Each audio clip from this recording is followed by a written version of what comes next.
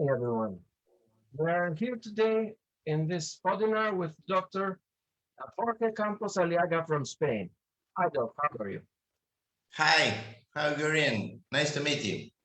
Nice to meet you. So, before I introduce him, I would like to speak a little about some initiatives that we are taking at the Global Summit. The Universal School of Health is the new reality, and at first initiative, we are starting the Doctorate of Healthcare Business program. I'm proud to introduce the first program in the world that closes the gap between clinical training and real life business. Acumen for doctors, empowering us to be successful CEOs and community leaders. As healthcare professionals, we all go through rigorous training, achieving clinical competency over years of professional education. But it's impossible to fit everything in our busy schedule, including the business training that we need to do to be ready for the future that we have above. So we at the Global Summits are starting the Doctorate of Healthcare Business, which will help you close this gap. Doctors from all over the world are sharing their backgrounds in research, publishing, innovation, team building, sales psychology, business scaling, and marketing. This unique team will be augmented by outstanding global industry leaders as guest lecturers who will share cutting-edge knowledge in their respective fields. Also, something else that I would like you to know is that the Hippocratic accreditation is available for everyone that's worth. It's accreditation from doctors of the healthcare industry without the corruption.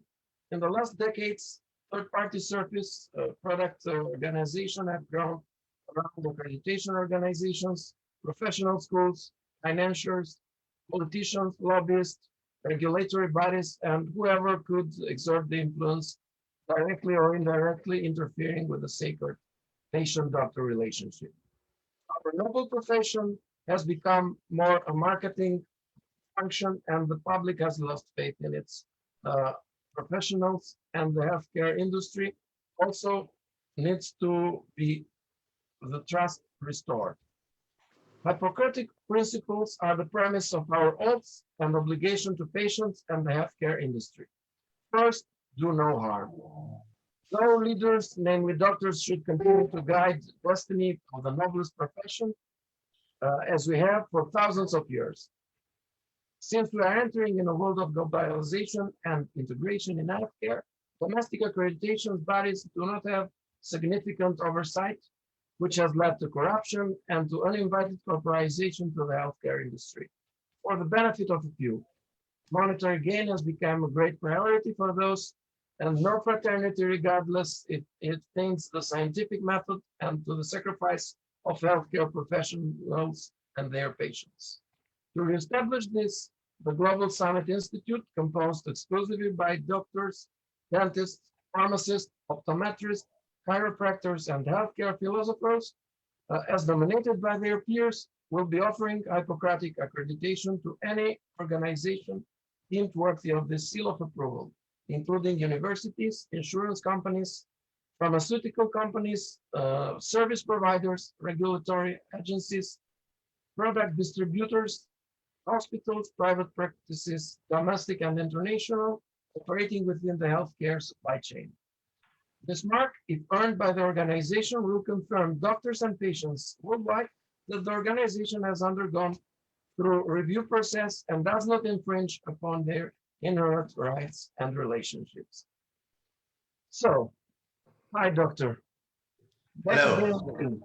Normally, I showed some CV of the guys I invite, but I read your CV, and then it was very nice and fascinating, and I wanted that you tell us something by yourself. So I see you come from a family of doctors. Oh yes, my father who is 101 years. He is an orthodontist, and he has introduced the orthodontic techniques to Argentina, where I am originally from Argentina. My mother was a physician, and my brother was a dental surgeon also. And my nephews are dentists. So we have a big Oh, family of dentists. like a football team, you know? Like a football team. Yeah, Yeah. in the European these days. So, Yes, yes. and what about your education? I see you've got a PhD in 1981, if I'm correct. Oh, Yeah. yes, because by that time I was giving classes at the university, and I was in a physiology, you know, Yeah. and I was giving classes there. So my PhD is on blood cells, the stem cells. This was my, and so I killed 5,000 mice, you know. Well, you know, sacrifice. I wouldn't say Yes, I kill. sacrificed, but physically 5,000 in 3 years. So that means that you have to inject you see radioactive calcium, radioactive Yeah, ferrum, just to analyze later where the blood comes from. That was my. that's fascinating. And then later on, tell me something about it. What have you done later? Lately, I moved to Spain almost 40 years ago. Mhm. And now I'm living in Spain, and I dedicated then to aesthetics, orthodontic aesthetic, and since 1989 I'm doing implantology. So That's a lot. by that time we knew very little about implantology. Things Yeah, have changed a lot. that's true, you know. But you have written that the first implant took place are still in the mouth, you know? Yeah, it is. It's still. And So you it looks know, like you did a good job. yeah, but you know, I will tell you a funny thing. Yeah. I put the implant in a patient who said, I have to go to work to Argentina. Do you know any dentist in Argentina? I said, my brother. Yeah. So my brother put the crown to the first implant. I put it in Spain. This was It was an international job, so it didn't have to fail. It's a impossible. coincidence. Yeah, Yeah. a funny coincidence. And then tell me something about your pet research and the Oh, presentation that we are going to have today. okay. The pet research that I have done on dogs show us that we have a very serious technique that show us how very little we knew about bone biology. Because I'm going to talk about a technique, but also I'm going to talk why do we have very big mistakes, very big problems, because we thought one thing about bone biology that was completely wrong.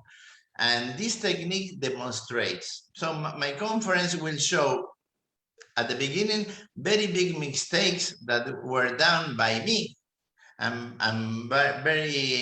other colleagues that show some good mistakes after not 1 year, not 2 years, but after 12 years, you see that there is a disaster. So the learning curve is very slow because you think that it's a success, but after 12 years or 16 years, you see that this is a disaster. So how can we avoid this? I've got the solution. Okay. So, you know, I know what you are going to talk about. It's going to be socket shield. And I trust because I'm one of the guys around that works with it. And I'm one of the Oh, guys that also cleans lots of teeth for a living. So I really believe what you are doing. So okay. without further ado, so please go on with your presentation and good luck. And thank you for being here with us today. Okay. Thank you very much. Thanks.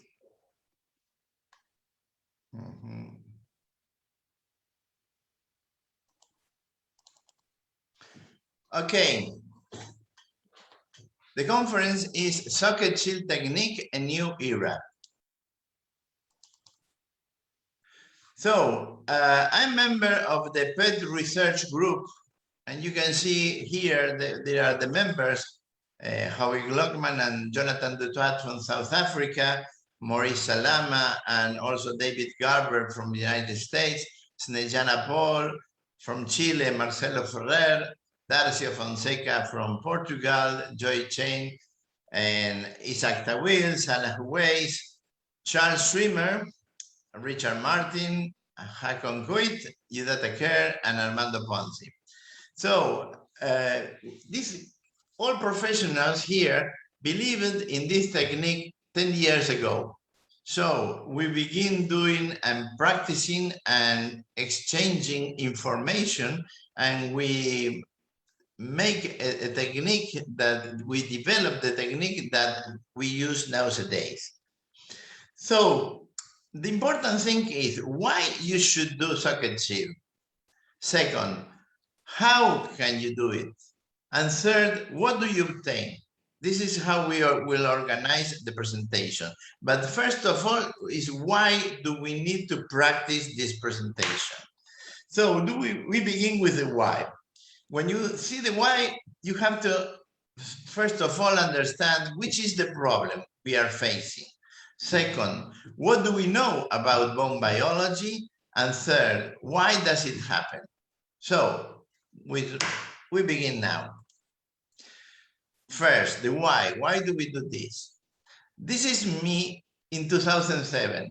I was running a master course here in Spain, and this is a case from one student of mine. And you can see it was, we extract a full extraction case. You see, we were happy showing why we extracted the teeth. Look at this. And then we put the implants, you see, more or less in the middle of the crest. We have a little bit of bone there. But look at the result 12 years later. What happened here? We are facing the implants. Look at this.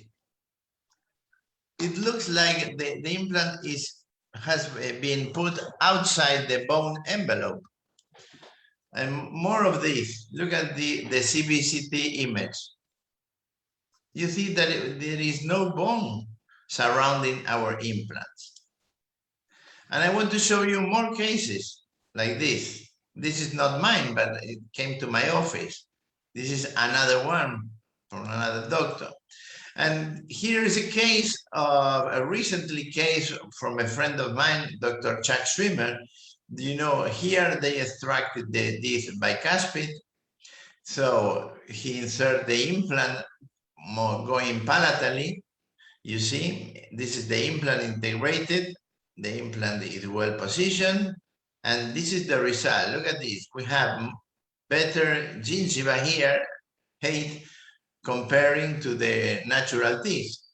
But 2 years later, look at this. There is no buccal bone. So what I'm going to tell you today is to show you that you have to begin looking at this. Can you see there is a little shadow here? There is a depression because there is no bone, because we extracted the tooth. Okay, so in an article that says the buccal bone crest dynamics after implant placement and ridge preservation techniques show us that immediate implant placement does not prevent the bone resorption.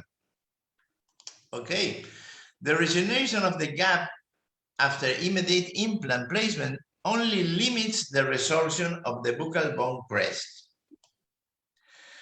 I want to show you, this is a spectacular case from a friend of mine, Dr. Joy Kahn from the United States, and he said, in 1997, this was one of the first immediate implants made in the world. And I showed this case all over the world from 1997 to 2003. Then the patient disappeared.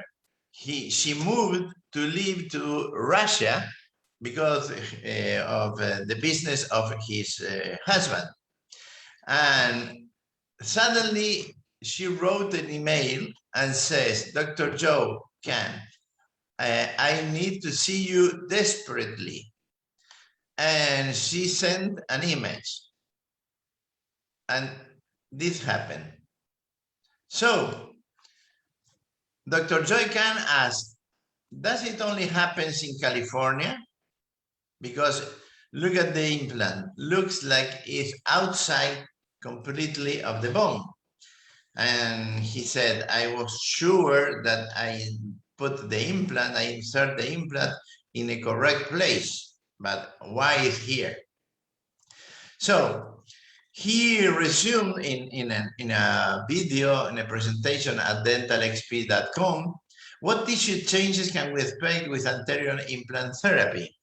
And he shared with us that from 1997 to 2003, he did no graft at the immediate implants. Because he had poor results, he changed the technique, and they grafted the gap from 2003 to 2009.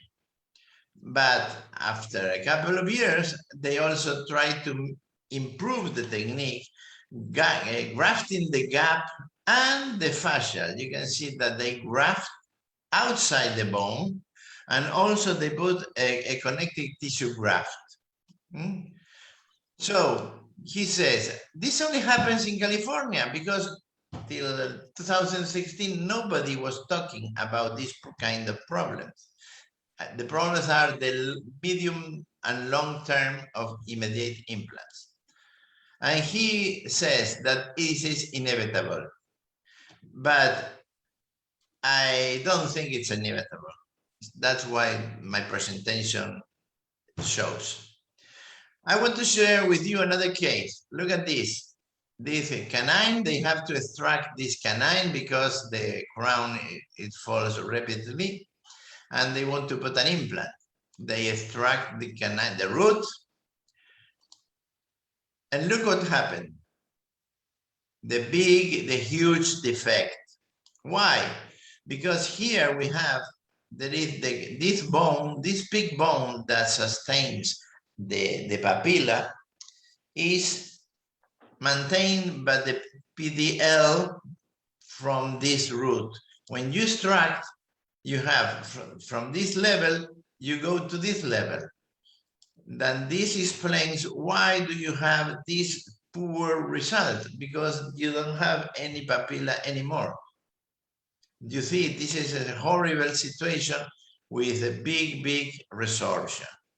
Okay, you can see many cases like this. The patient says, I think a gray shadow over my tooth here, my implant. And when you probe, you can feel there is no buccal bone. So, which are the consequences of the immediate implantology? To have the Spider-Man implants that are attached only to the back, like in this image. So, for many years, we were thinking why this is happening. And so we made the same questions that with natural teeth. It is because inadequate keratinized gingiva, root prominence, or the brushing because thin biotap or inflammation? Can we apply this criteria to implants? The answer is no. I want to show you 3 articles that explain which is the problem, and we begin to realize that this is a huge problem that we are facing now. The first was a surprise in Goran Benik in 2011, because they were looking for another thing. They were looking for what happened to the buccal bone and the mucosa in implants, immediate implants, after 7 years. And they studied with a cone beam computed tomography. So they studied 24 implants, and they were all type 1 sockets. That means that you have complete bone surrounding your implant. When the gap was over 0.5 millimeters, they fill it with bio-os, and they cover it with a membrane that is BioGuide. And after 4 to 6 months, they restore with a porcelain fused metal. Okay, so they also measure this, the width of the keratinized gingiva. And what they found, that at the initial, there was 3.6 millimeters on average of keratinized gingiva, but after 7 years, they found they only have 2.4. They lose 33% of the keratinized gingiva. And look at this, but this is more risky because we are arriving to the 2 millimeters threshold when the perimplantitis begins. You can see the article of Canulo 2015, okay? So they put a radiopaque resin on the gingiva, on the buccal of the implants, and after that they take the CBCT image just to understand the relationship between the gingiva and the buccal bone. And they measure also the distance from the shoulder of the implant to the crest, to the bone crest. And the beginning was an average of 2.1 millimeters. And after 7 years, they found that there was 5.4 plus minus 4.7. Why? Because they found that in some cases there were no buccal bone. And the conclusions, they say, the fact that the buccal bone plate was visible only in the 65% of the cases and absent on the 35% of the cases is the most striking finding of the present study. They didn't expect to find this. Okay, this is just one article. Let's see 2011. Let's see. And remember that 4 of these 5 sites, they were initially treated with guided bone regeneration with xenoplastic allografts. Okay. In this article from Yasukazu Miyamoto and Tadakazu Obama, dental beam computed tomography analysis of postoperative labial bone thickness in maxillary anterior implants, they want to compare delayed versus immediate implants. So they have 3 groups. First group is guided bone regeneration. They do the extraction and they regenerate with a non-resorbable membrane and bio-os, 2 stages. Then the second group is a guided bone regeneration, but with a resorbable membrane and also the same biomaterial, bio-os. And the third group, they did extraction and immediate implantation and the gap filling with the autologous bone. Well, what do they find? Look at this. Cases 1, better bone, group 2, and group 3. The conclusions. The group 1 with the non-resorbable membrane maintains the better bone. Second group, 50% gingival recession and vertical bone loss. And in group 3, 71% remarkable gingival recession and vertical bone loss at 6 months later.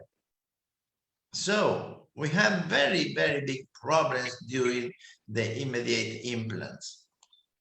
So the conclusions were incredible. These results suggest that immediate implant placement may require technical modifications so that healthy hard tissues can be preserved. Maintaining, and I want you to understand this, maintaining 2 millimeters of labial bone thickness after completion of restorative treatment. And my question is, why 2 millimeters? You know why?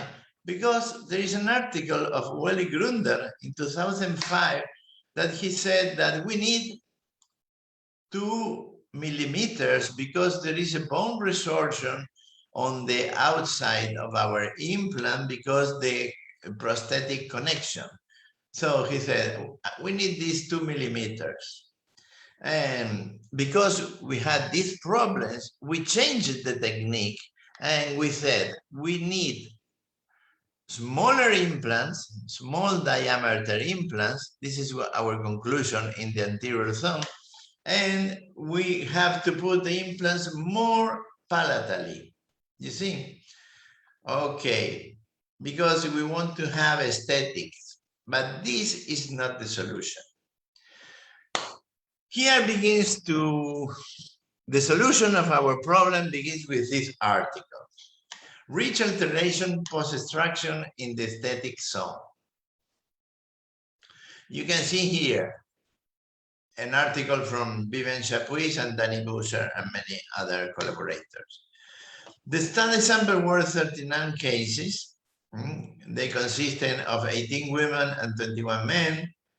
And they did 2 CBCT, 1 post-extraction at 8 weeks. So they did 1 extraction and they do a 1 CBCT and 8 weeks later, the second one. So they superimposed by anatomical landmarks and with a software dye to mesh, okay? And what do they found? They found something very interesting. And it was the major found that when the thickness of the labial wall of the socket was over 1 millimeter, the percentage of vertical bone resorption was very, very low. And when the thickness of the fascial bone was very thin, they have high resorption. So look at this. If we make a group, different groups of the thick biotype, they found that there is a very, very little resorption, and in the thin wall, there is a very huge resorption. So they describe 2 biotypes, the thick phenotype and the thin phenotype. Look at these character images. The thick phenotype after the extraction, and 8 weeks later, you can see still the buccal wall. And on the other side, the thin biotype, you cannot see it. And after the superimposition, you see that there is an average of 7.5 millimeters of resorption, vertical resorption, or 1.1 millimeters of vertical resorption in the thick biotype. Okay, and though there is a critical fascial bone wall thickness, okay, of 1 millimeter. According to the study of Guy Heimbach and Mariano Sanz, in the analysis of the socket bone wall dimensions in the upper maxilla in relation to immediate implant placement, you can see here in the anterior buccal bone wall that in 93 cases, the buccal bone thickness is in the 87% of the cases, 64 plus 23, less than 1 millimeter. So we have here described the bone biotype, and we know the gingiva biotype. So, but these numbers that do not correlate, so you have here a problem, because we used to talk about thin biotype, but in the gingiva, 30% of the cases, and the thick biotype is 70%. But if we talk about bone, it's just the opposite. Bone biotype thin is huge, and thick bone biotypes are few, very few.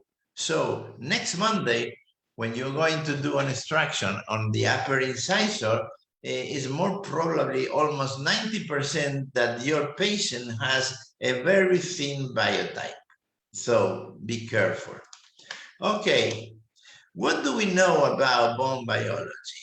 Because this is the problem we are facing, just to see the threats of our implants. So we know that bone needs vascularization because the organization of the cells on the bone. When the bone is very, very dense, depends on this vascularization, okay? And the bundle bone, we propose, I said, Chuck Schwimmer especially, proposed another name that is tooth-related bone, because it's a very special bone of our whole body that is completely compact and needs the help of the PDL. When we train our students and we talk about the school, at the dental school, about the PDL, what do we figure about PDL? Periodontal ligament. We think about fibers. So we are accustomed to think the PDL, that the most important part are fibers, and we describe the fibers, descending, transverse, many kinds of fibers, and all our students think about the PDL like fibers. But you have to understand that 70% of the volume of the PDL is vascularization, not fibers. You can see these images that are very interesting. These are the vascularization of the gingiva, and I want to show you the vascularization of the PDL. When you extract the tooth, and you can see here the vascular network that is all over the socket between the bone and the root. You can see this network. So this vascular network that in histology images is like this, in the white spaces, round white spaces, shows that the connection between the vascularity of the PDL is helping, nurturing the bone of the buccal wall of the sockets. So this is the buccal wall of the socket. Do you see, we used to think that the periosteum helped nurture the buccal bone of the socket. But you can see that here, there is no entrance of the vascularization. You can see many, many vascularizations that are shared between the PDL and the buccal bone, but no vascularization from the buccal in getting into the alveolus buccal bone. Remember this article. This article was very disturbing in our profession, at the implantology profession in 2005. Araujo, Mauricio Araujo and Jan Linde, they study the dimensional ridge alteration following tooth extraction. It was a very, very simple study. They just extracted the tooth. It was a premolar on a dog, beagle dogs, and they compared what happened with the buccal bone height. And you can see that at the 8 weeks, we have a big resorption of the buccal bone. But we thought, oh, but if we do the immediate implant, can we stop this process? Because of the Wolff's law, we were very naive. We thought that if we insert the implant will stimulate the bone and stop this resorption. And these authors, they did the study. dimensional restoration follows tooth extraction. And they conclude that the placement of an implant in the fresh extraction site obviously fails to prevent the remodeling that occurred in the walls of the socket. So we were helpless by that time. Okay. So we end at 2010 with this problem. And we have why we end with this problem? Because we have bone biology ignorance. And we tried to do some strategies that were a complete failure. We used to change in the implants the surface, the macro design, the technical surgery. We changed the biomaterials and the membranes just to stop the resorption of the buccal bone wall. But there is a biologic solution that are the partial extraction therapies. That is, the acronym is PET, that is, the socket shield is one of them. Okay. And all begin with this article of Don Hürseler and Otto Thur about, in 2010, the socket shield technique, a proof of principle report. And he said this is a very proof of principle report because they did only in just one dog. In one dog, in one beagle dog, the third and fourth premolar were emisected. You can see here. Buccal fragment of distal root was maintained. Here's the buccal, and 1 millimeter coronal to alveolar crest. 4 implants were inserted palatal, here you can see, to the remaining root slices. Randomly, 2 implants out of 4 were inserted in contact with these remaining roots. And what did they found in the histologic evaluation done after 4 months? Principal findings, that the remaining roots here, you can see, has no sign of inflammation and the PDL look normal. Okay, but the most important thing is that root was attached to bone by a healthy periodontum. That means, you can see here, this is the root maintained, and you can see the PDL. And the most important part is that retaining the buccal aspect of the root during implant placement does not appear to interfere with osseointegration and may be beneficial in preserving the buccal bone plate, because they found that the buccal bone plate was exactly at the same level of the lingual. Why? Because you maintain here the root and the PDL that is nurturing the bone. So the main purpose of the socket shield is to maintain the buccal wall, maintain the periodontum, the keratinized gingiva width, and the gum vascularization, because give us aesthetics and defense to our implant. Okay, so how can we do the socket shield technique? It's a very simple concept. First of all, we have to do an horizontal cut, 1 millimeter above the gingiva, because we want to preserve this gingiva, okay? Then we do a vertical cut. I begin with a diamond burr, the first part, from mesial to distal, but afterwards we do with this burr, that is a bone cutter from Comet. Why is important? Because it has a long shaft. You can see that in these roots you need a very long shaft to cut the whole root.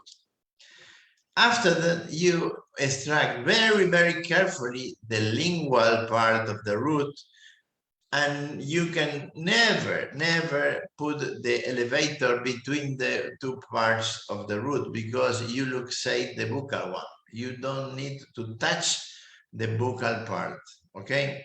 You just push in the mesial, distal, and lingual. And then you extract the whole lingual part. At the beginning, I used to measure this root. So what do we do with the buccal part? We need to treat the edge, okay?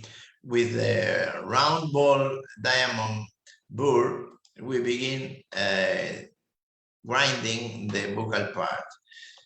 So all of these are members of the PET research group, and we gathered in Madrid in 2017 to get a consensus and how long, at what level, and I want to tell you exactly what were the conclusions of the consensus. So, implant-shield relation, does it matter? You can see cases here, almost touching, very close, and very far away. You see, there is a very big gap. Does it matter? No. The conclusion is that it doesn't matter. Okay. Apicocoronal height of the shield, because one members of the group were doing living like Otto Thur, Hürzeler, 1 millimeter above the bone. But we decided that at this group that we need to put it at bone level. The shield must be at bone level. And the implant must be 1 or 2 millimeters below the shield. Okay, this is very important. Okay, I want to share with you my first case of socket shield. This was done in a member of my team. It's a hygienist. So I have to deal with this case my whole life. So this was the first one. I explained to her because by that time was a very experimental technique, but I shared with her the importance of maintaining the buccal wall. So she listened very carefully and said, yes, okay, let's do it. So we extract the palatal root of the premolar, and then I inserted an implant and I did immediate load. Okay, I sealed with PRF. This is an abutment and a provisional crown with no occlusion. Okay. 1 week, I almost took every day a picture just to see what happened, but I don't want to show you everyday picture, but you can see there's there. 1 week, look at this gingiva, 8 weeks. Yet at 16 weeks, I do the good impressions. I took impressions just to make the final crown. But look at this image, the seal that we feel around the abutment.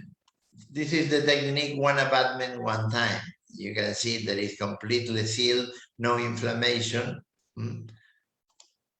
And this is a normal porcelain metal fused crown. This is not zirconia, because we wanted to have a zirconia, but it was a mistake by the laboratory.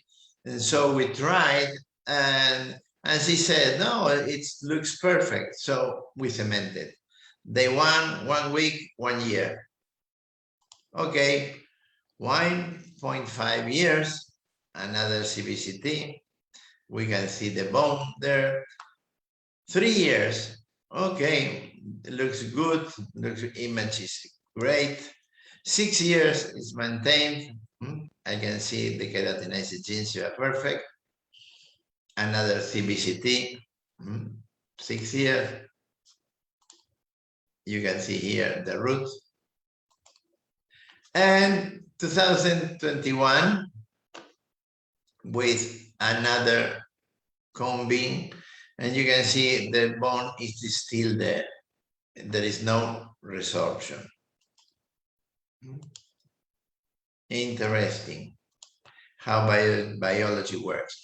So very, very important is the indications and contraindications of the roots that we can use. So a root with a buccal bone is indicated. Look at this case. We cannot use this incisor to do a socket shield. With or without root treatment canal, endo. Yes, we can use these roots, okay? Preferably without apical infection, but we can do work on these cases also. As far as there is buccal bone attached to this root, we do an apicoectomy simultaneously to the implant placement. First, most important, healthy gums. We need healthy gums, no pockets. In these cases, we are not using these cases. I want to show you, this is a very, very tough case. The patient is a very young man, 25 years old, a sailor, and he said, oh, they sent me to you because I need to extract this central incisor. Why? Because they have infection, and I have repeatedly 2 apicoectomies without success. So I have to extract this root. And say, okay, but we are going to do a special technique to try to, you can see here, there is buccal bone here. Here, there is the apicoectomy. So I raise a flap, maintaining the papillas, looking that this was the whole of the apicoectomy. I cut the crown horizontally. You can see here, then the mesiodistal cut. Is very, very important, a big detail of a professional, that when you do the horizontal cut, don't touch the papilla, the mesial and distal papilla, because if you do so, you make damage, you are ruining the bone there, see? And so you may have issues with the papilla. So be careful not to touch this papilla. I extracted the palatal part of the root, and you can see this was previously done. And we have this. So we prepare the bevel of the buccal part, and this is the important part, okay? Remember the Hurseler, and this is the most important part, to maintain this bone, because there is PDL on the back. You can see the implant here, situated. After the patient used a removable tooth, and she went to sail, and after 4 months, he came back. You can see the healing. Then you can see how nice is preserved the buccal bone. You can see the implant, and I put a provisional tooth, and this is what you have to see. The profile, the buccal profile, and the quality of this gingiva, okay? In another case, in a later case, I will show you the difference between the real thing and a connective tissue graft. That is not the same. Looks like, but it's not the same. The quality of the gingiva, this is the important part. Okay, so we have both tooth. This is the implant. This is the real tooth. You can see the implant, and how nice you can see this part. You have to be specialist in analyzing this, not only the height, but also the quality, the light of the gingiva. In 2019, 3 years later, we maintained this, and in 2021, 6 years later, you can see that the implant is okay, the gingiva is perfect, and there are no scars, and the patient is happy. But I am also very happy because I know that it's very important to do this technique just to obtain this kind of results. Okay. In my second socket shield, I did it staged. It is a very old case. I extracted the palatal root, and after 1 week, I did a provisional, a personalized healing abutment. And after 24 weeks, when you want to do the final, you can see this. Look how nice is this image. This image is incredible because there is no graft and no connective tissue graft on the buccal. This is the natural thing that you maintain just by simply letting the root be there. Okay, if you extract, you know what will happen. But if you remain the root there, you see the beautiful image that we have. This image for me is so nice that should be on the museums. You see, like a big picture must be there at the Museo del Prado in Madrid. You should see images like this. Okay, I want to show you and share with you some other cases in the aesthetic zone. We have to change here the crowns, but we have to extract one of these roots because it's completely decayed, and we cannot do another another thick and an abutment. So we cut it, we extract the palatal part, we insert the implant and the provisional. And after 2 months, we have this scenario. Beautiful scenario. We change the crown. And the day that we screw the crown, we have this nice keratinized gingiva.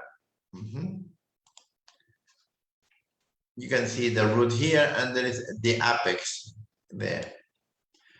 Look at this. Wow.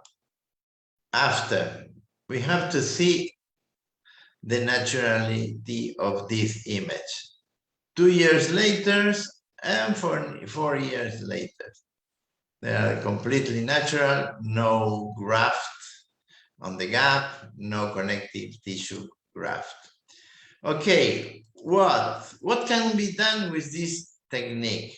There are many other possibilities.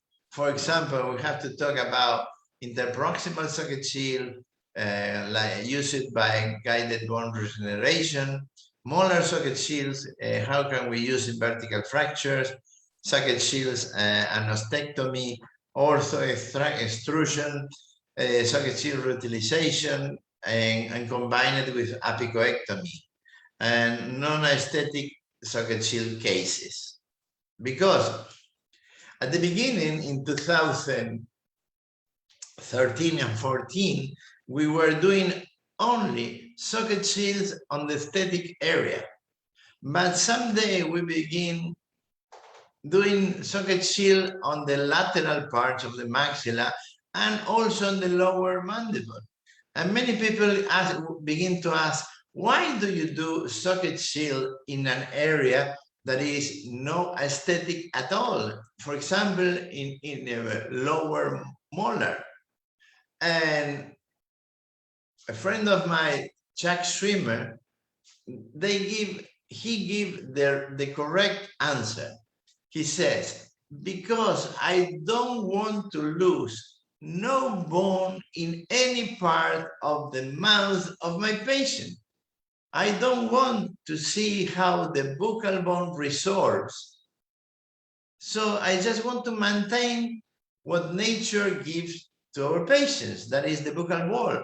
And we now know the secret, that is, keep the root, keep the bone. Okay.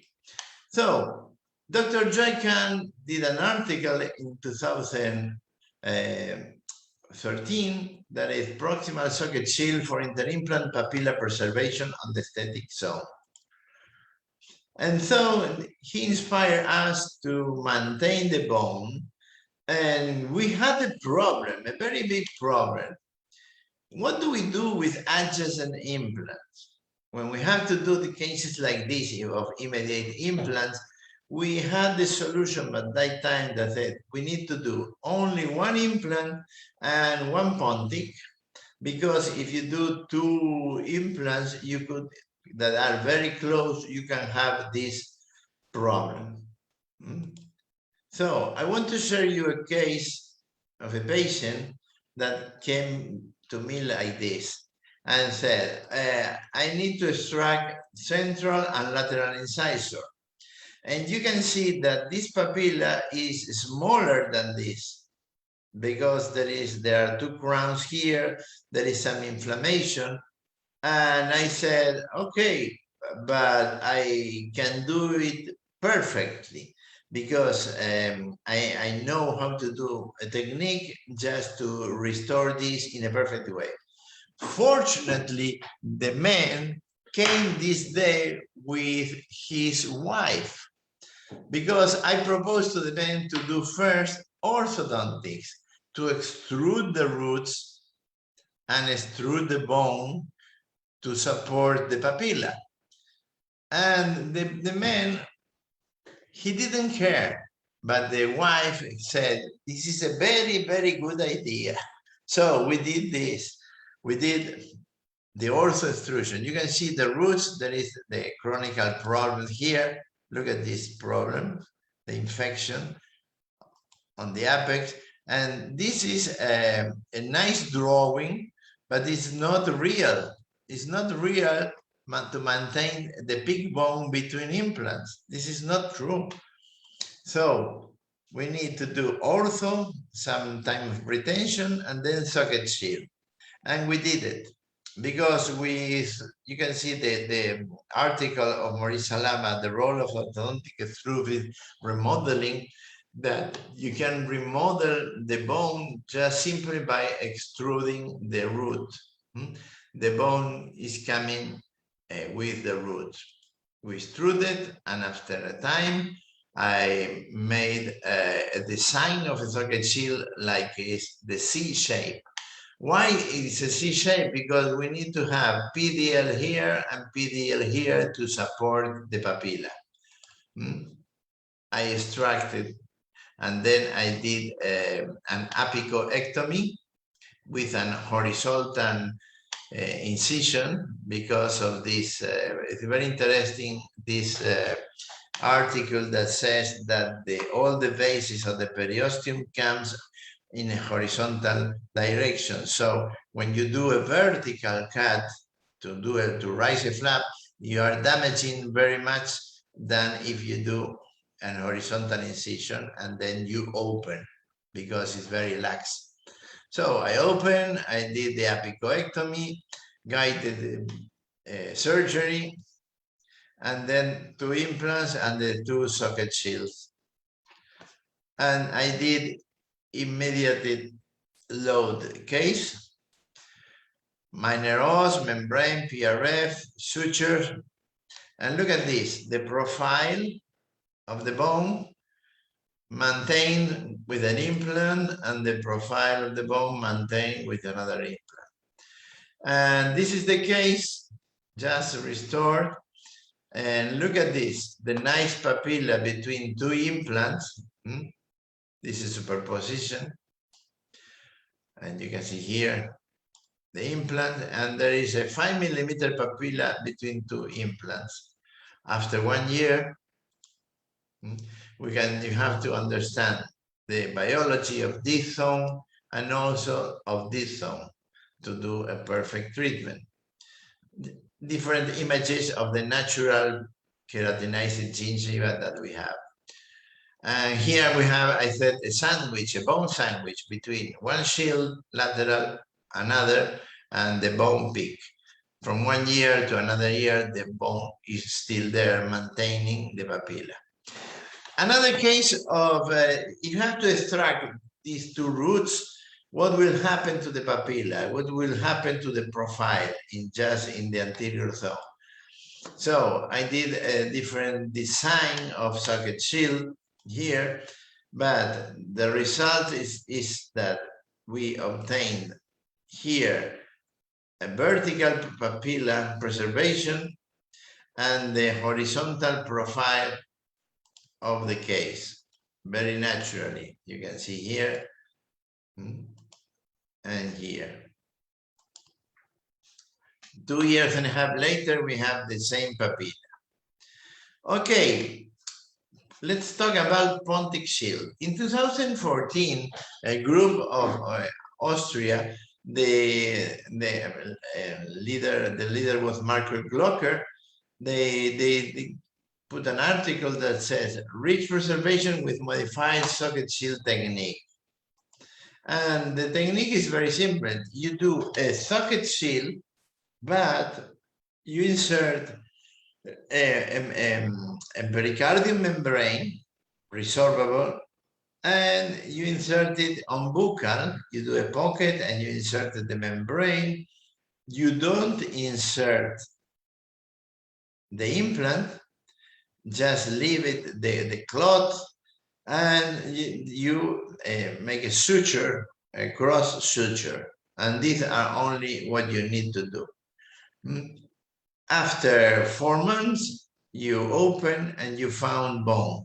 You prepare the osteotomy, you insert the implant, and you can do the implant later. You can preserve the bone 6 months perfectly without any feeling of the socket, just the cloth.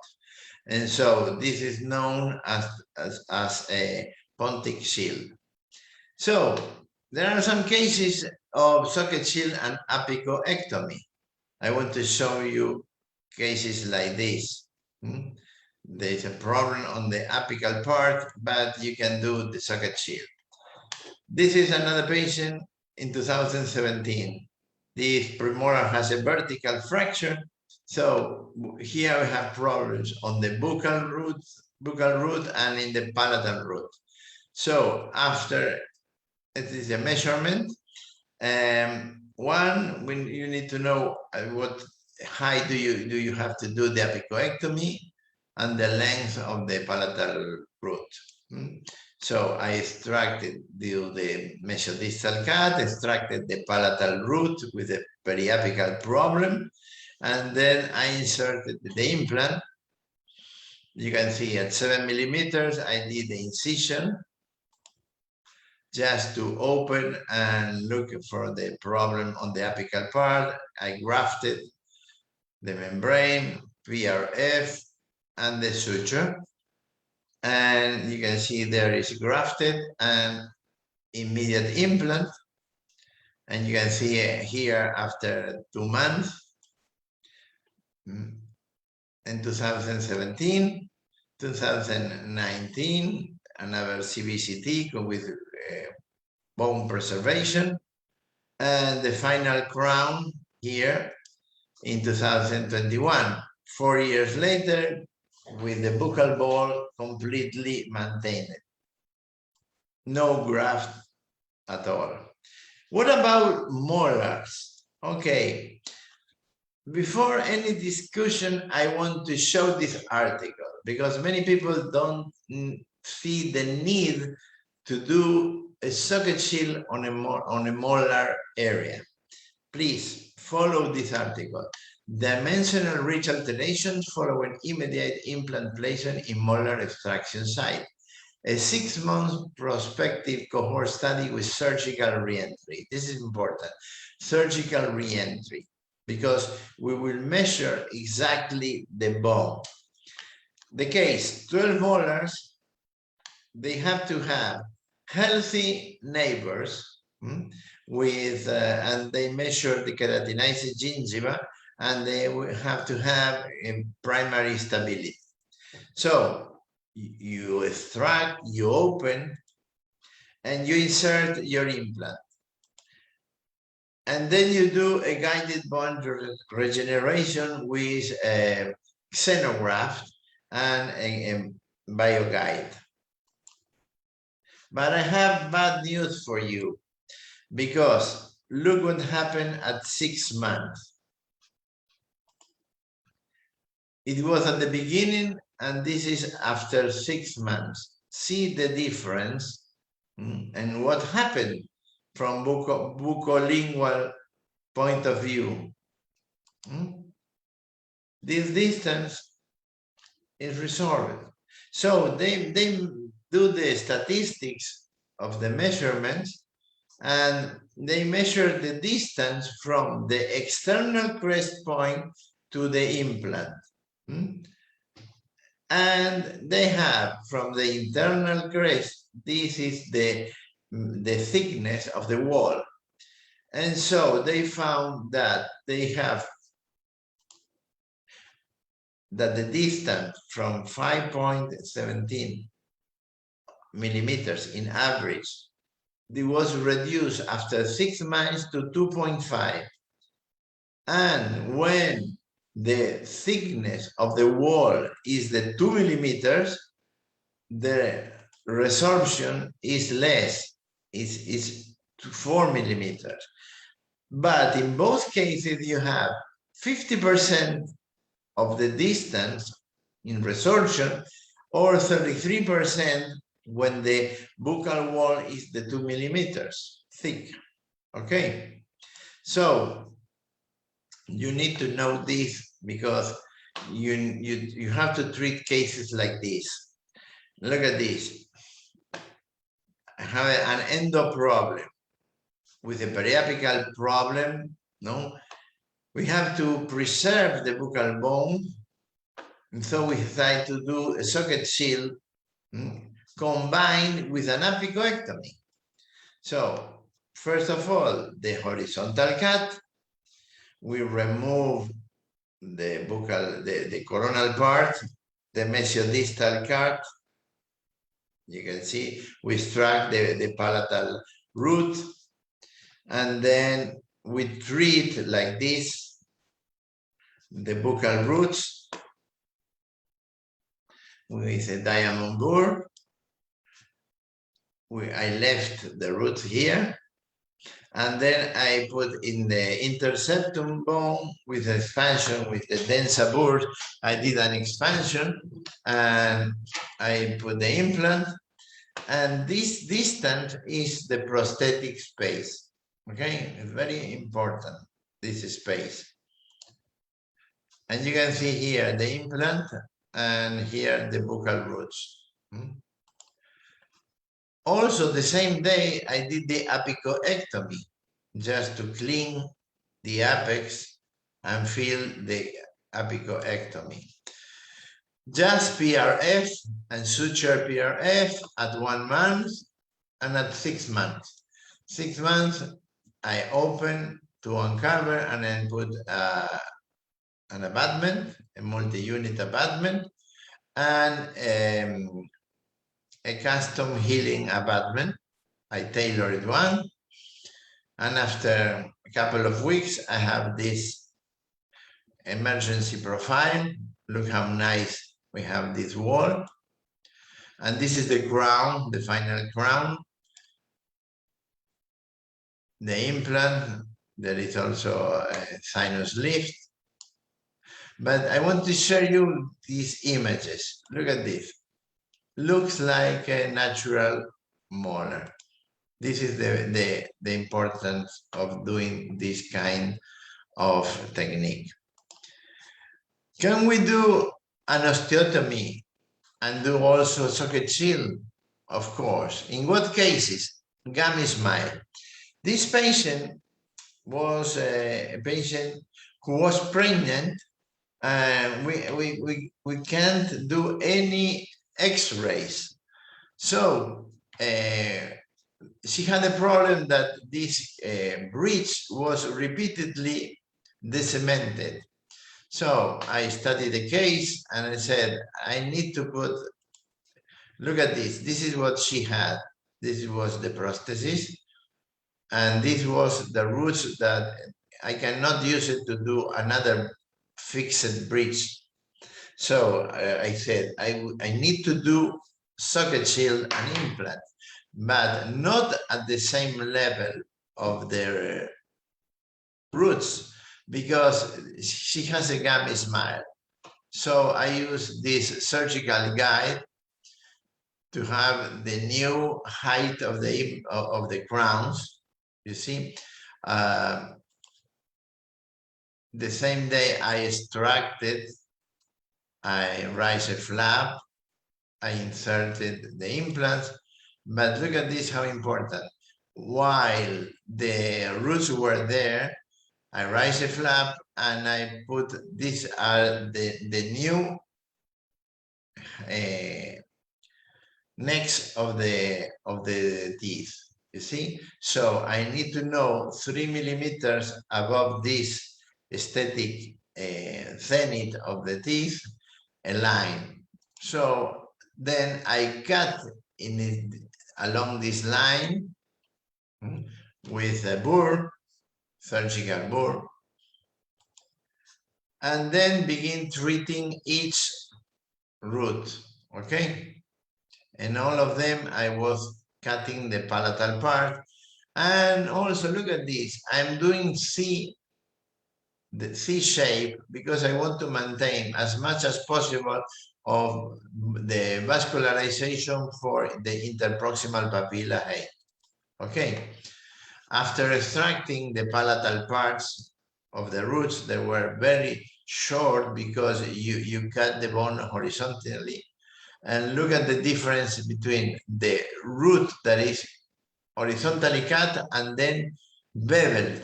Here we have the root that is beveled with an inclination because you give a prosthetic space.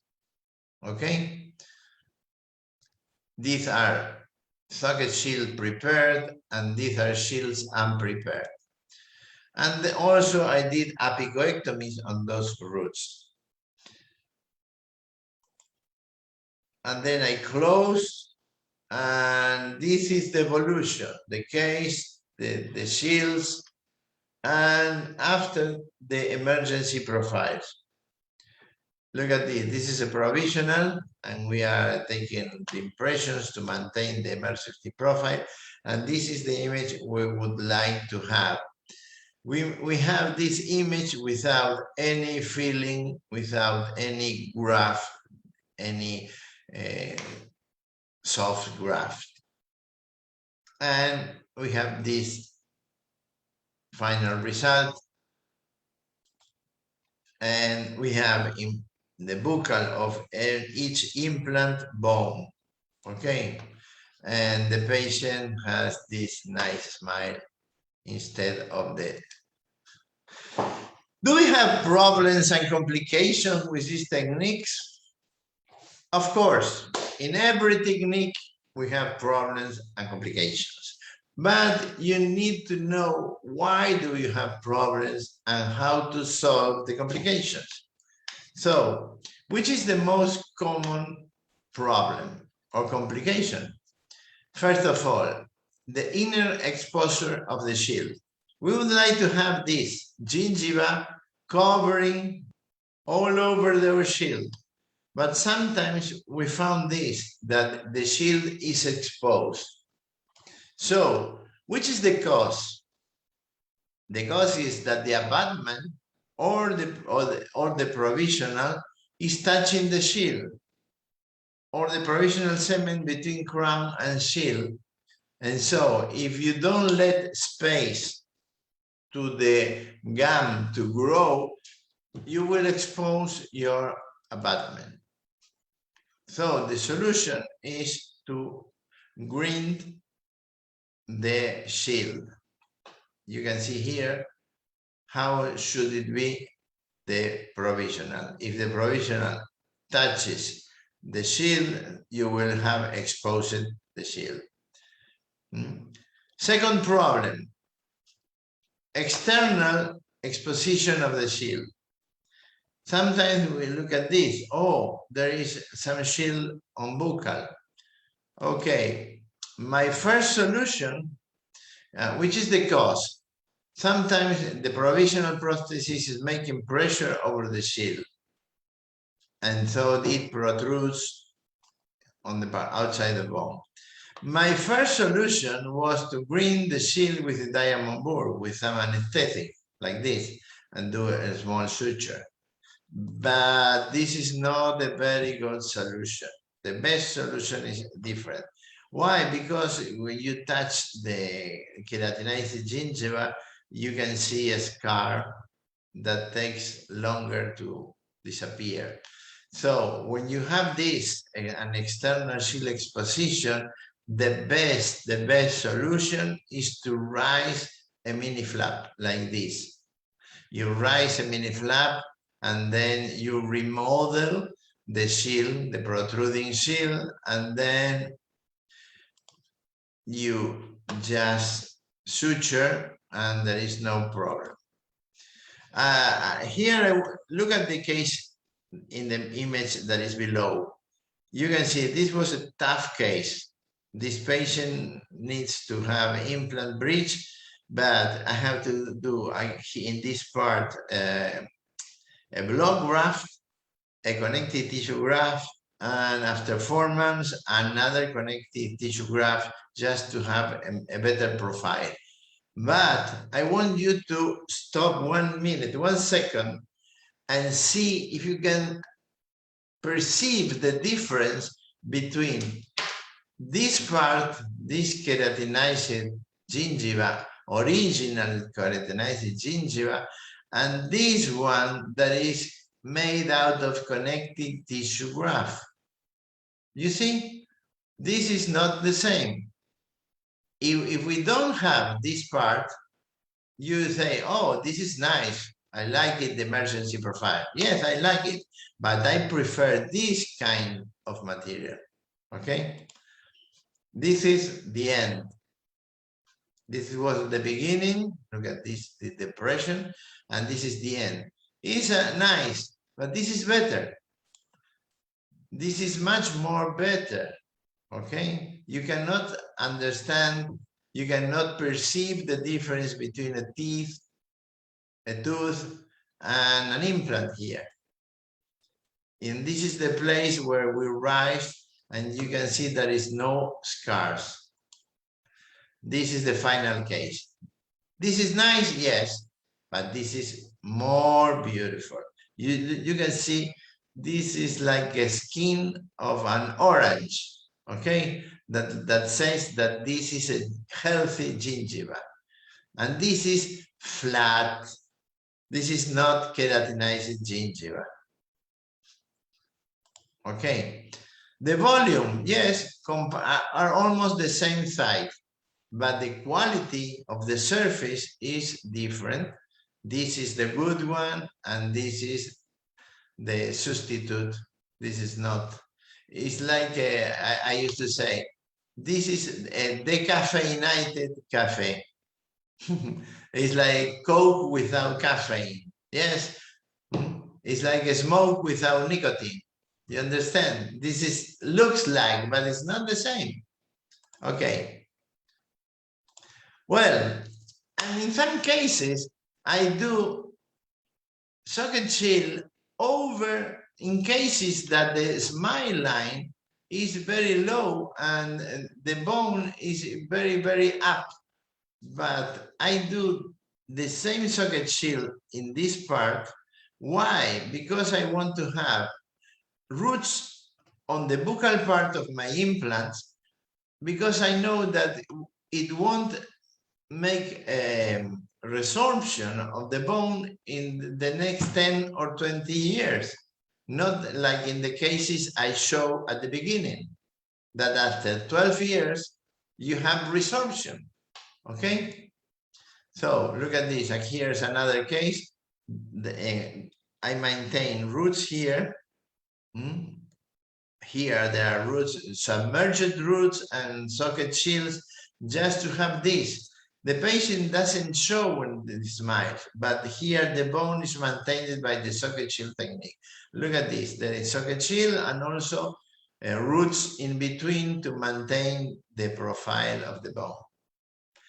So after my conference. You have two ways.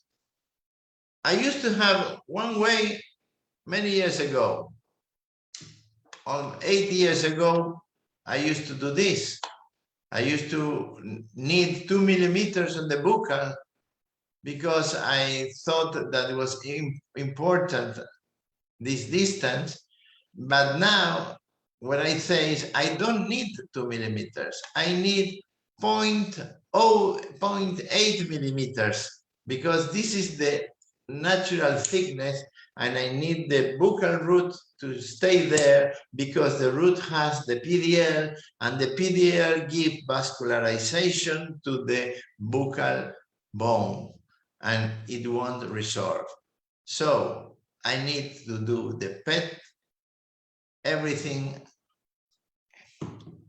I can. I do socket shield in all my cases since 8 years.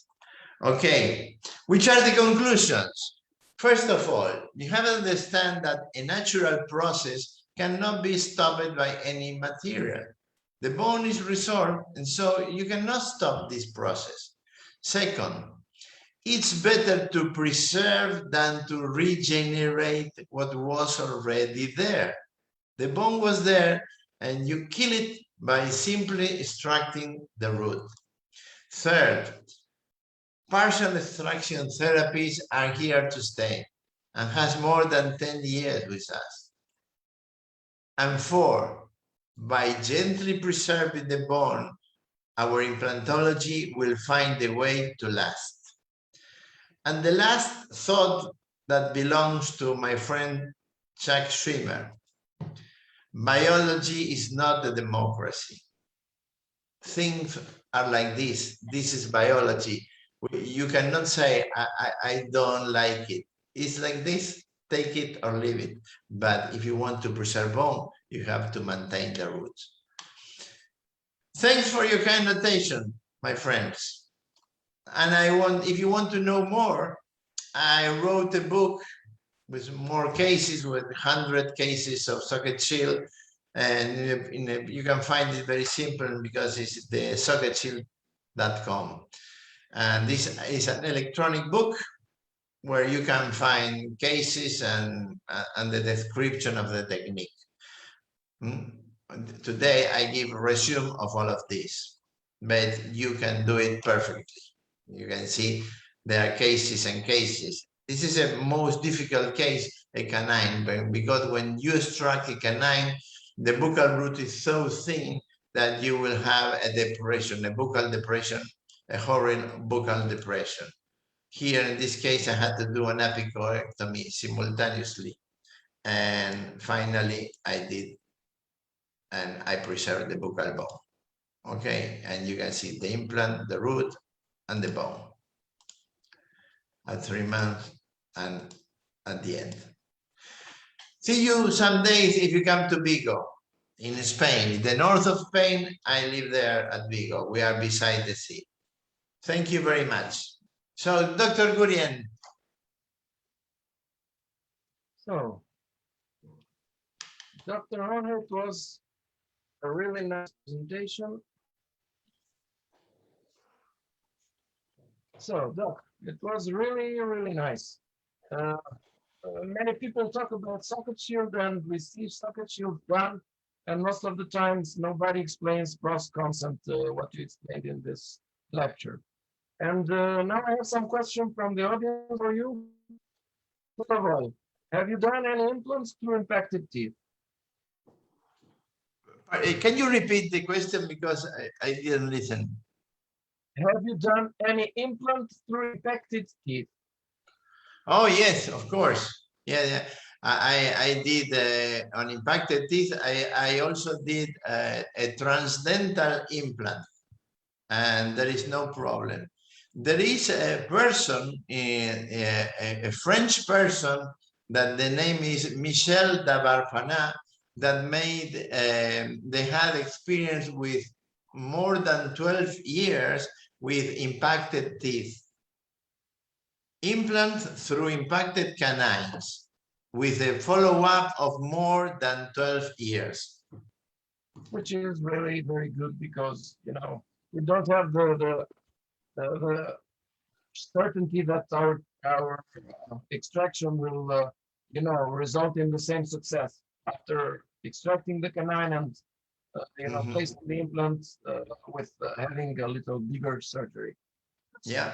Another question from Dr. Christoph.